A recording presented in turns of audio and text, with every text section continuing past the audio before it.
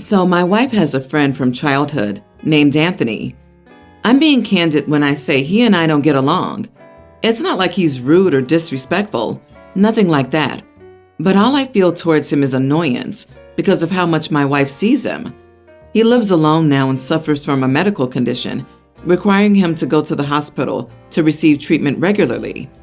I discovered that my wife promised to go with him to his every chemo treatment as support. She said it's a commitment she made to be there for him during this rough time, since he has no one else besides her.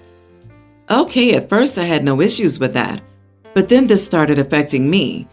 E.g., I can't go see my friends because I have to stay with my son on X day so my wife could be with Anthony for his treatment, etc., etc. I've talked to her about it, but she said that Anthony needs company and that she's just being supportive, and this is when he needs her the most. I let it go, but last week was just my last straw. Anthony had another treatment, and my wife wanted to go with him and asked me to stay home with our son. I told her I had a meetup with my mom and sister to eat lunch and that I won't be home. She said she needed to go be with him, and I flipped out at her and said that she didn't need to be with him and she could go see him at home the next day or something. She threw a fit and called me cruel for forcing her to leave Anthony alone since she's all he has, and I was making her look bad. She also said my appointment with mom and sister wasn't as important as a chemo session, but I decided to leave to end the argument. She ended up staying home but kept ignoring me when I got back, calling me selfish for not letting her be there to support Anthony with what he's going through. Some of her girlfriends think I'm a controlling jerk with no consideration for Anthony and what he's going through. Am I the idiot? You are the idiot. You just conveniently can only see your friends on days that Anthony has chemo treatments. Why can't you plan around them if they're pretty regular? It's no different than if it was your wife's family member. Also, why can't your kid come with you to see their grandma and aunt? You are the teeniest bit inconvenienced by all of this. Meanwhile, someone very important to your wife has cancer, and you're mad at her for spending time with them? You sound jealous and petty. You are the idiot, OP. I hope no one in your family ever gets cancer. Chemo appointments are horrible, and your wife will, honest to God, need emotional support after having to watch her friend deal with chemo. It's 1 day a week. You watch the kids. The wife either watches her friend die slowly and painfully, or he gets better, but is still sick and has long-lasting health issues from the chemo. Your wife has to witness this as it happens. You have the better end of the deal by far. Not to mention, his plan is literally to meet your family. Since when can you not take your child to meetings with family? Did your mommy say no to bringing your son apparently? Is the toddler just too loud and noisy in public for you to handle? Woe is OP. Everything else aside, he's your son. It's your job to look after him too. You couldn't meet your mother because you had your son? WTAF. Take him with you, genius. You better get used to that, because you'll have him solo on your weekend fortnight custody in a year. Everyone's the idiot. OP's wife knows OP doesn't like the guy, but committed to him without discussing it with her spouse. She dumped all the child caring for an undetermined amount of chemo treatments in the coming weeks and months on Hubs without discussing it prior. Clearly idiot territory. He's an idiot too, because he either fabricated this lunch to clash or didn't communicate about the clash until the last minute. Who the bigger idiot is hard to say. Exactly. Anthony needs to get his own damn wife. Anthony has no other friends or family, and that isn't your fault or your problem, or your wife's. She didn't marry him, so the sheer amount of time and investment she sunk into him sounds excessive. And I understand why it annoys you, but pick your battles. When he has cancer is not the time to fight her on this. Wait until he's in a good phase to talk to her about some boundaries. My daughter, 27, is getting married in the fall. I, 58 male, am supposed to pay for the wedding. That's what we agreed on. Unfortunately, we received the save the date invitations a few days after I put the payments through my bank. They need to be approved, so no money's been paid out. My wife isn't invited to the wedding. I've been divorced for 15 years and married to my wife now for 8 years. My daughter never really liked my wife. They don't get along well. However, my other 2 kids love her. I called my daughter and asked why my wife wasn't invited. She said that it was her wedding day, and she only wanted to invite her real family. I said, well, did you invite mom's boyfriend? And she said yes. And I said, well, okay then. You should invite my wife too, or I'm not paying for the wedding. She declined and said she wasn't inviting my wife. I told her I'd cancel the payments then, and she didn't believe me.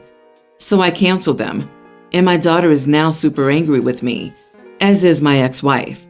Am I the idiot? Edit. My wife is 61. I met her 5 years after my divorce. My daughter and wife never got along. She took her mom's side during the divorce, and our relationship has been rocky ever since. Not the idiot. Why should you, and presumably your wife, pay for something that she's not invited to? That's not how it works. If she wants to exclude your wife, she can pay for it herself. I honestly think too many young brides read too much social media telling them, it's your day and you can do whatever you want. Yes, you can, but be prepared for blowback, repercussions, etc. when you refuse to do the basic, decent things for a wedding. The daughter sounds foolish and short-sighted. Unless there's some mistreatment, abuse, cheating, etc., that OP hasn't outlined here at the hands of his wife, which there doesn't seem to be, the daughter sounds like she wanted to say a big screw you to her stepmom. It isn't a good idea to flip off someone out of spite if their spouse is the one funding your wedding. She gambled and she lost. Play stupid games, win stupid prizes. If she can't afford the wedding without dad's money, then there's no wedding. OP, stick to your guns. I wouldn't go back and agree to pay if she decides to invite your wife. She'll take your money and make it a nightmare for your wife. She's not going to choose to start playing nice suddenly. Let the mom's boyfriend pay. She thinks of him as family. My parents divorced when I, male teen, was 4. My dad married Becca 3 years later and stepped up to be a dad to her kids, who at the time were like really young. My dad tried to ban the word step from our house. For a good 3 years, he told me I shouldn't call Becca my stepmom or her kids my step-siblings. He said I could call her some other mom variant, but her kids were my brother and sister, period. Becca also chimed in on this crap, and she told me countless times that I was her kid's brother, and therefore my mom should be expected to be more involved with them. My mom, who I lived with half the time, but now I live primarily with, was expected to buy them gifts, invite them over to our house, and treat them as part of her family. She was expected to call them my brother and sister, and I guess act like they were her stepkids versus her husband's stepkids. To me, they've always been step-siblings. Becca's my dad's wife or stepmom. Stepmom to me is more of a close title, since my friends who use that are close to their step-parents. I'm not close to Becca or my dad. I ended up choosing to stay with my mom because I could not handle Dad and Becca constantly bringing her kids' inclusion at my mom's up to and around me. They would either talk to me about it or would corner my mom at exchanges in front of me. My mom would always try to minimize contact, but my dad and Becca made it a point to be present when I would go to my mom's house or car. My mom is significantly better off financially compared to my dad and Becca.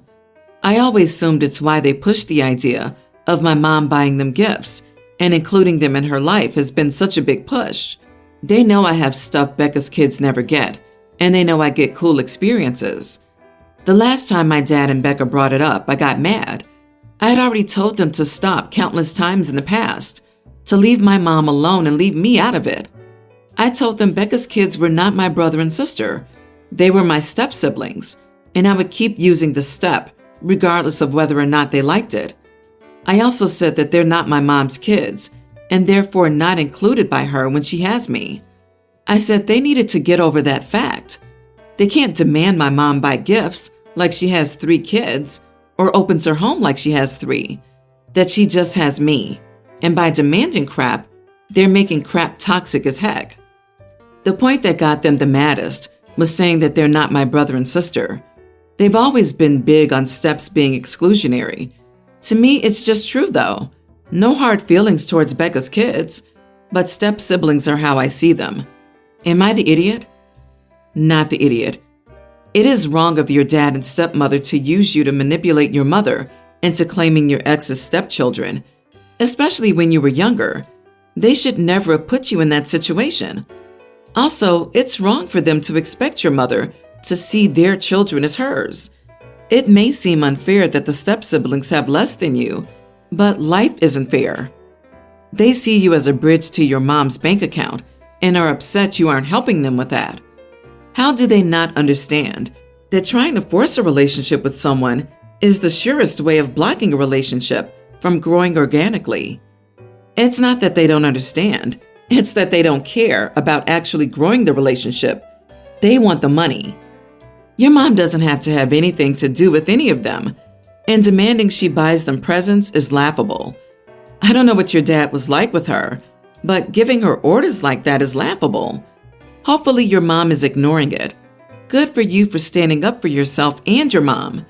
It's too bad you couldn't have had a closer relationship with your step-sibs, but your dad and stepmom pretty much made that impossible. My fiance, female 28, and I, male 29, are getting married in September. We are now talking about the guest list, food, decorations, etc., etc. We decided to have a small wedding and invite our immediate family and closest friends. My sister's pregnant and is due in a few weeks. She's been trying for a baby for years, and I'm so happy for her. She RSVP'd and said she'd come with her husband and baby. Every family member can bring their SO and kids, so nothing unusual. I told my fiance that they would all be coming, and she got upset, saying she didn't want a baby at her wedding. She said that the baby would cry and ruin the wedding, plus everyone would be focused on my sister and her new baby. We all live in different states, so the wedding will be the first time most of the family will see the baby, as my sister and her husband are taking the summer to themselves to be alone with their baby. I reminded her that we agreed not to have a child-free wedding because she wanted her 7 nephews and nieces to attend, aged pre-tween to teen. My brother's sons will also come, young child to pre-tween. She said I had to tell my sister to not bring the baby, so I said I'm not doing it. And she said she wants children there, not babies, because the other kids are old enough to know how to behave. I said she was ridiculous, and I was not doing that to my sister. She says we must have misunderstood each other and should fix this by clarifying why we don't want babies at our wedding. Am I the idiot for telling her I won't change the invitations? I've been to weddings, funerals, and all sorts of events with babies present. Sometimes they cry. That's true. But in those cases, the parents took their babies and left till they calmed down again. No harm was done. Nothing was ruined. Not the idiot. It's your wedding too. We never did this event is about me, us. I do not want any distractions from me, us type of thing in my family. I honestly don't understand that mindset. I don't understand that mindset either. In my family, weddings have been gatherings of aunts, uncles, and cousins who may not have seen each other for some time. Of course, the bride and groom get a lot of attention, but even in a gathering of only about 50 people, the guests spend more time with each other than they do with the couple. I'm worried the fiance's expectations of how the non-baby children will behave might be a little off, and she may be disappointed. I'm a wedding officiant and coordinator. Every wedding I've been to has had more disruptions from kids between the ages of 6 and 12 than from babies.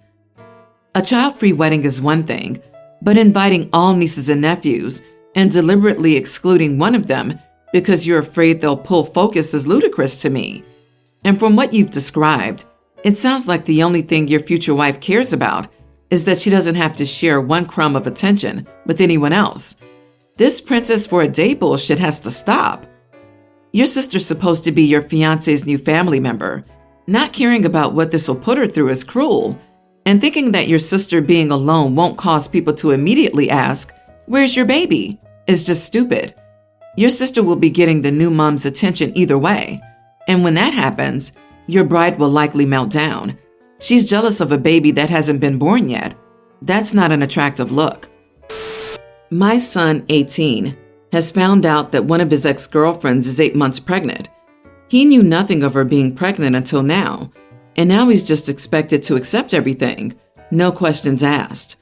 My daughter 20 is good friends with this girl and knew about her pregnancy, but said nothing to us because her friend asked her not to.